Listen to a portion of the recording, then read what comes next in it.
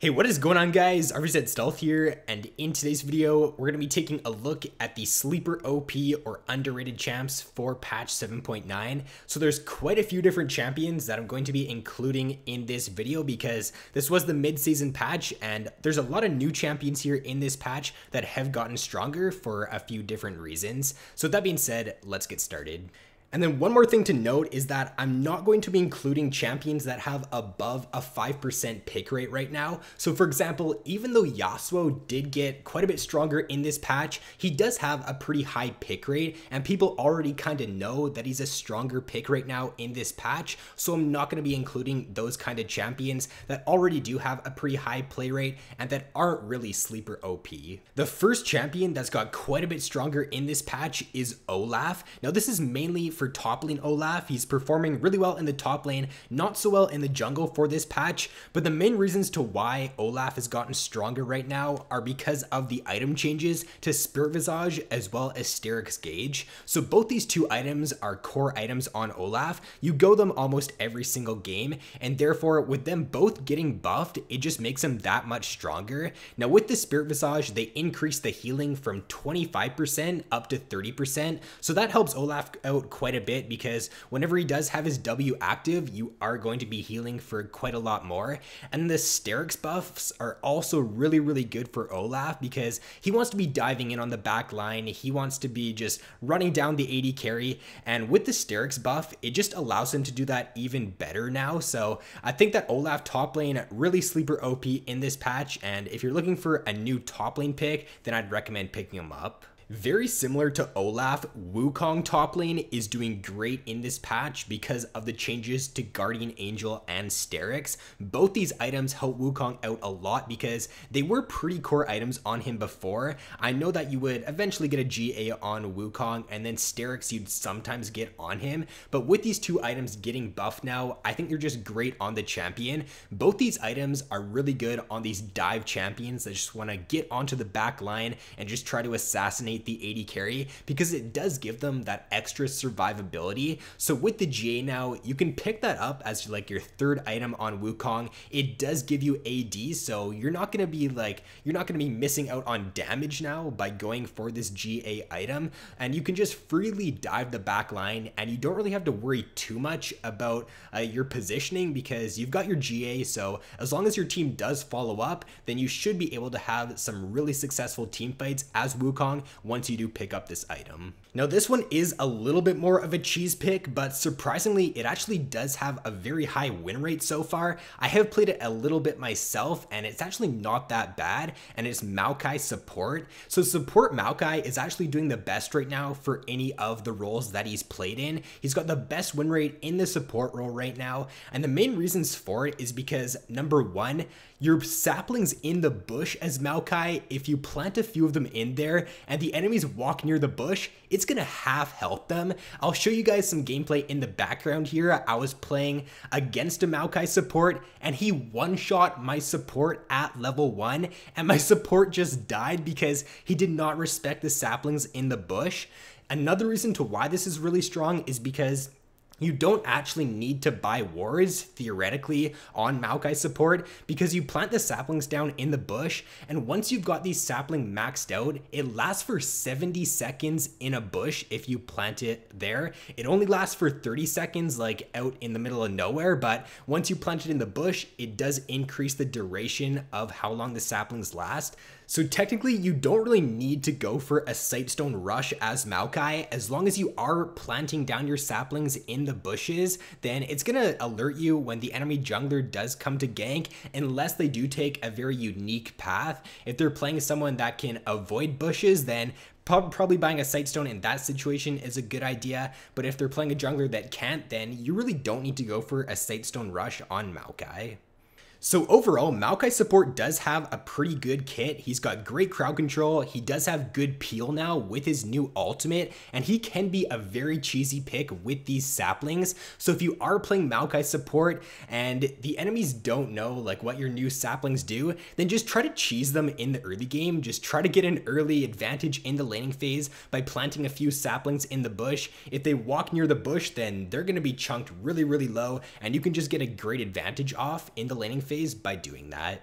Now the next champion that's gotten stronger in this patch is Draven. Now Draven's core items, a lot of them did get buffed. So Bloodthirster got buffed, they increased the attack damage on it. Infinity Edge also does cost less now. And then an interesting one that's actually performing really good on him right now as a rush item is Death's Dance. Now with the Death's Dance changes, they increased the AD by 5 and the damage deferred went up from 15% to 30%.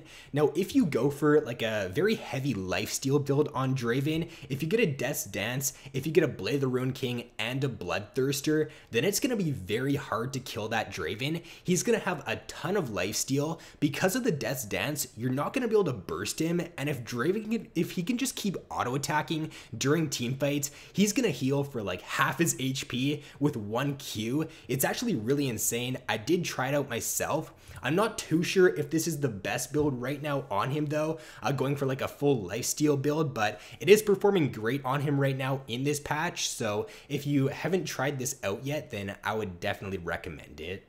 And Draven is actually performing the best for any AD carry in this patch right now. He does have the highest win percent for any AD carry champion, so these buffs did seem to help him out quite a bit in 7.9.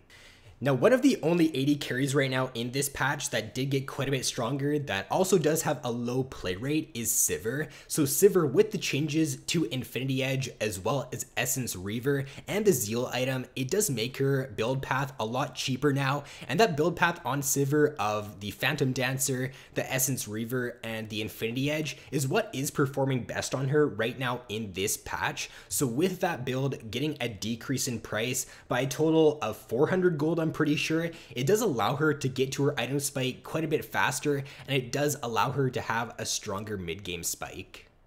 Now the next champion here is Swain in the top lane. Now Swain, like Olaf, did get buffed in this patch indirectly because of the changes to Spirit Visage. You're going to be healing even more now with Swain in this patch, so those changes are really nice for him, and it just allows him to stay even healthier in team fights, and it allows him to just sustain so much better.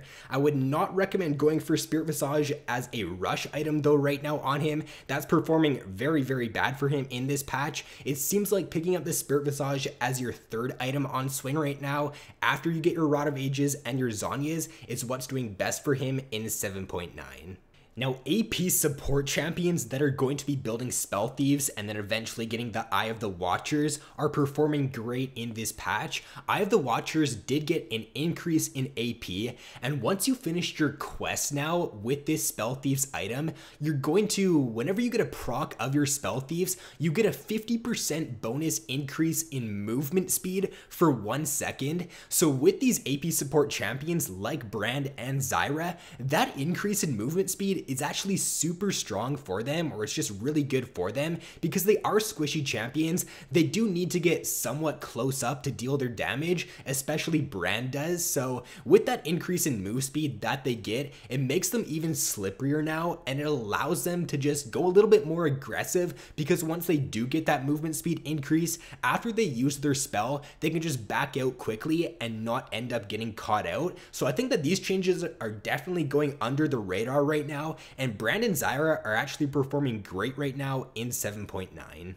And then the final champion we'll be taking a look at in this video is Nunu in the jungle, and Nunu jungle right now with Gargoyle Stoneplate is doing great in this patch. So with Nunu's passive, whenever he does kill camps, he is going to be getting an increase in health, and then combine that with the increase in health that you're getting from the Gargoyle Stoneplate item, you're going to be super healthy on Nunu. It's going to be really, really hard to kill him, and it's going to be very annoying to just see a Nunu with an insane amount of HP in the mid game running at you with his snowball, and it's going to be very hard to escape him and even kill him because of the amount of HP that he's going to have. He has been performing pretty good for these last few patches now. He's even doing better right now in this patch, so if you want to pick up Nunu in the jungle right now, then I would recommend it for sure.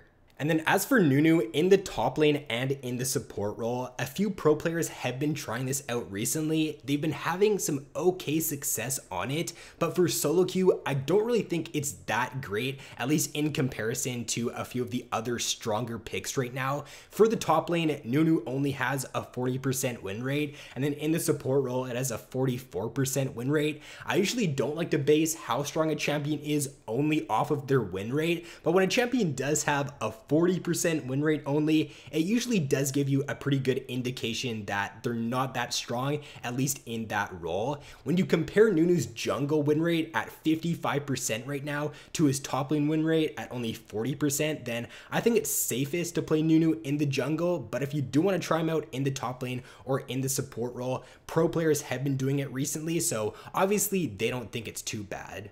So that is going to be all for this video, guys. If you do have a certain champion in mind or a champion that you've been playing recently that does have a very low play rate, but you do think is pretty strong in this patch due to some indirect buff or just due to some changes that they got, then be sure to let me know down in the comments below. I probably did miss like 1 or 2 champions that got stronger because this patch was a very big patch, so I wouldn't be surprised if I did miss a few champions. But with that being said, guys, thanks for watching. Have an awesome day, and I will see you in my next video.